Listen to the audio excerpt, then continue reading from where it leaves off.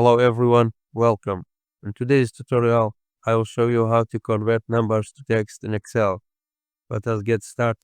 In first step, you need to add developer in your tab menu. To add developer in tab menu, go to File, More, Options, Customize ribbon. Here we have developer. Tick the developer and then click OK. Developer is now here. Go to Visual Basic.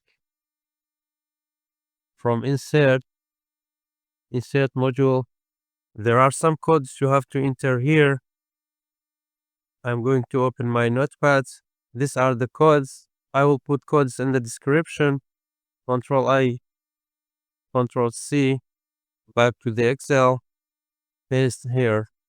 You need to close this window, close it, and click here, right under the text, equal number to words. Click into number, close the bracket, hit enter. Drag the cells to the rest of the cells. As you can see, all the numbers are converted into text. Thanks for watching. I hope you found this video to be helpful. For more daily tips and tricks, subscribe us and leave your feedback in the comments.